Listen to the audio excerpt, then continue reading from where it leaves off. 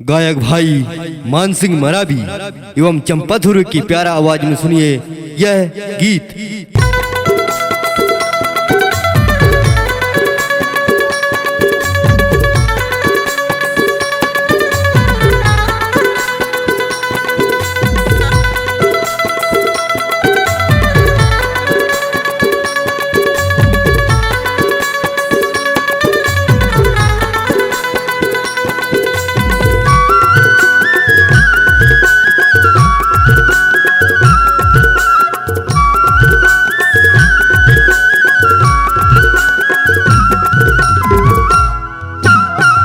कैसे मोरे करम तली के रे तली के विधाता हीरा जैसे तनला पाके भटकत रही तू दर दर माँ जिंदगी में बड़ा ठोकर खा तैली के विधाता जिंदगी में बड़ा ठोकर खा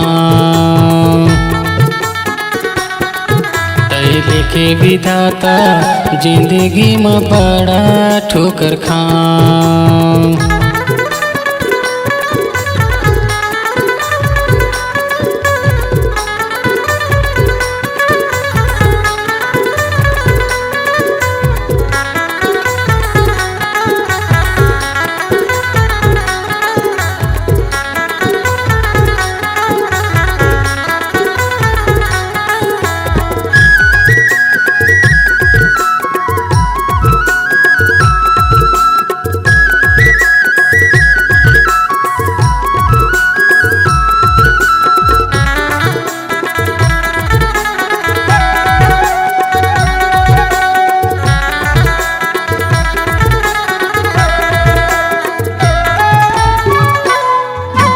जन्म के मैं दुखियारी और संगी नहीं है कोनो सहारा, नहीं है कोनो सहारा का संगी नहीं है कोनो सहारा।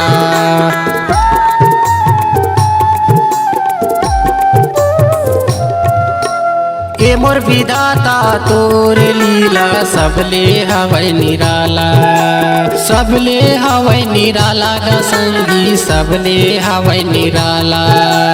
के मोर विधाता तोर लीला सबले हवै निराला, सबले हवै निराला का संगी सबले हवै निराला। कैसे मोरे करम तली के रे तली के विधाता हीरा जैसे तनला पाके भटकत रही तू दर दर माँ जिंदगी में बड़ा ठोकर खा तैली के विधाता जिंदगी में बड़ा ठोकर खा।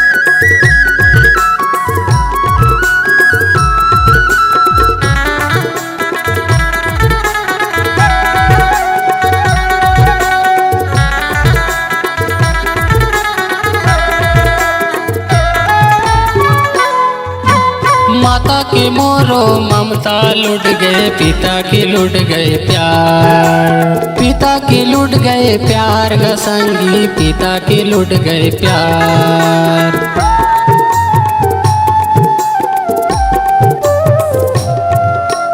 माता के मोरो ममता लुट गए पिता के लुट गए प्यार, पिता के लुट गए प्यार का संगी पिता के लुट गए प्यार। हे विधाता हे दानी दे देना दया के दान, दे देना दया के दान संगी दे देना दया के दान।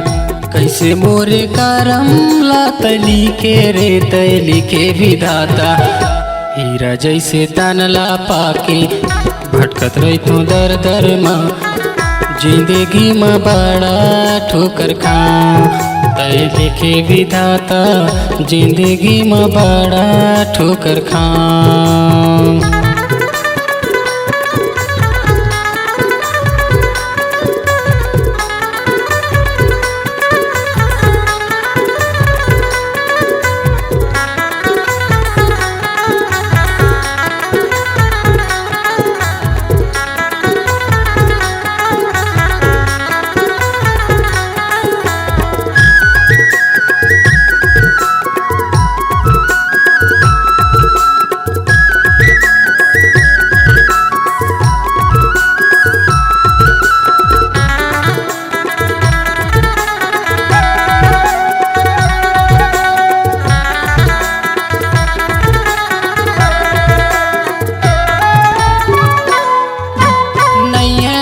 कोनो गुरु विधाता, नहीं है कोनो साथी, नहीं है कोनो साथी का भैया, नहीं है कोनो साथी।